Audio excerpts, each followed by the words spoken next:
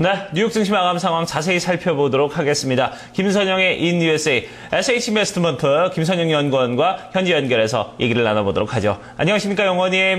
예, 안녕하십니까, 김선영입니다. 네, 자, 어제 뉴욕 증시는 계속 들락날락 이렇게 올라갔다 내려갔다 계속 좀 반복을 하면서 결국 이제 제자리 걸음에서 크게 벗어나지 못한 그런 모습이었습니다.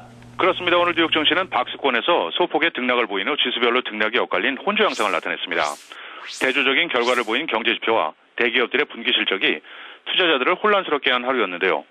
먼저 지난주 미국 내 신규 실업수당 청구 건수가 19,000건이 감소해 2006년 2월 이후 가장 적은 28만 4천 건을 기록해 전망치였던 31만 건을 크게 하회했다는 노동부의 발표가 올 후반기 고용시장 확대에 대한 기대감을 높였지만 지난 6월 신규 주택 판매가 8.1% 크게 감소하면서 3개월 최저인 40만 6천 건을 기록하는 데 그쳐 당초 47만 5천 건이었던 증시의 전망을 하회했다는 상무부의 발표가 투자 심리에 부정적인 영향을 줬습니다. 또한 대기업들의 실적도 엇갈린 모습을 보였습니다. SNS 업체 페이스북이 깜짝 실적을 내놓으면서 5.2%가 상승해 최고치에 올라선 것이 나스닥 지수에 긍정적인 영향을 줬지만 다우지수의 구성 종목인 세계 최대 중장비 업체 캐터필러와 샌디에고 소재의 대형 통신 반도체 업체 퀄컴이 연간 매출 전망을 낮추면서 각각 3%와 6.5%가 하락한 것이 오늘 지수의 상승을 저지했습니다. 업종별로는 SNS를 비롯해 소매, 유틸리티, 운송, 비디오 게임, 태양광, 어페럴, 그리고 정유업종 등이 상승한 반면 주택건설, 항공사, 반도체, 의료보험, 금광업종은 하락했고 마지막으로 벤치마크인 10년 만기 국채금리는 어제보다 상승한 2.51%를 기록했습니다. 그리고 앞으로 이 신용평가사들도 좀 더 책임감을 가지고 좀 이 신용평가를 해야 되겠다라는 생각이 드는데요. 이 S&P가 미국 증권위원회로부터 민사소송을 당할 위기에 처해 있다고요? 예, 그렇습니다. 신용평가사 스탠다드 앤 푸어스가 미국 증권거래위원회 SEC로부터 지난 2011년 몰기지 증권에 대한 신용등급 산정 오류와 관련해 민사소송을 당할 것으로 보입니다. S&P의 모회사인 대형 출판업체 매크로힐은 SEC로부터 민사소송을 제기하겠다는 이른바 웰스 노티스를 받았다고 공시했는데요.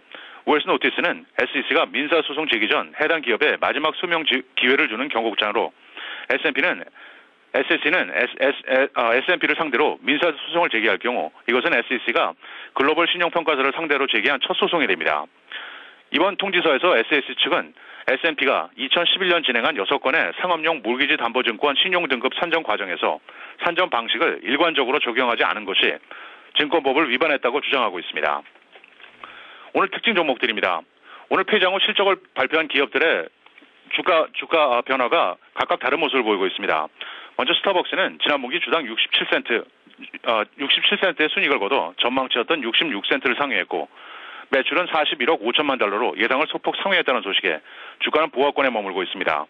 반면 아마존닷컴은 전년 대비 23%의 매출 증가를 보였지만 주당 순손실이 27센트를 기록해 전망치였던 15센트보다 크게 악화됐다는 보도에 현재 약 10%대의 급락세를 보이고 있고 중국 최대 인터넷 검색업체 바이두닷컴은 주당 1달러 73센트의 순이익을 거둬 1달러 38센트였던 전망을 큰 폭으로 상회한 것으로 나타나면서 현재 5% 이상 상승해 주가는 사상 최고치에 올라섰습니다.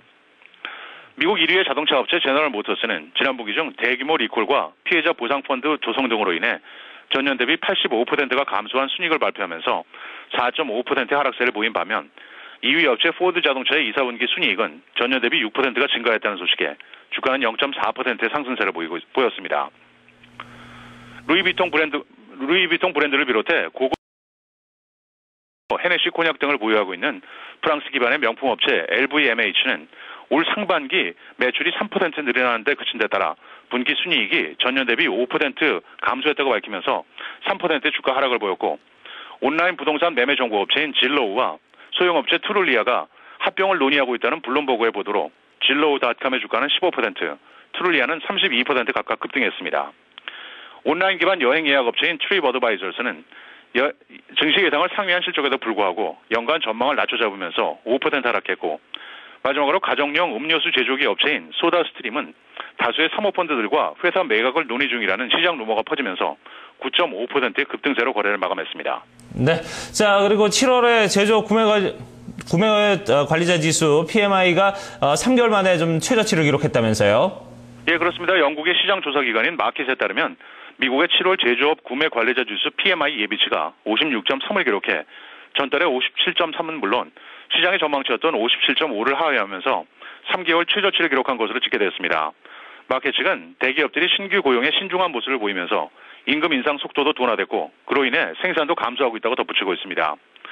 내일은 상무부에 6월 내구재 주문이 예정이 되어 있고 제약업체인 에브비, 자동차 부품사 리어, 신용평가사 무디스, 그리고 공구업체 스탠리 블랙앤데커가 지난 분기 실적을 내놓을 예정입니다. 네, 알겠습니다. 오늘도 말씀 잘 들었습니다. 고맙습니다. 네, 고맙습니다. 네. 미국 증시 마감이었습니다. 우선은 크게 움직임이 없었고요. 지표가 엇갈렸습니다. 주택 지표 그리고 좀 제조업 지표 같은 경우는 부진했지만 반면에 고용 지표 같은 경우는 또 긍정적인 흐름을 나타내는데요. 이에 따라서 서로 상쇄하면서 팽팽한 줄다리기였습니다. 네. 자, 이제 환율, 채권 그리고 상품 시장 동향 살펴보도록 하겠습니다.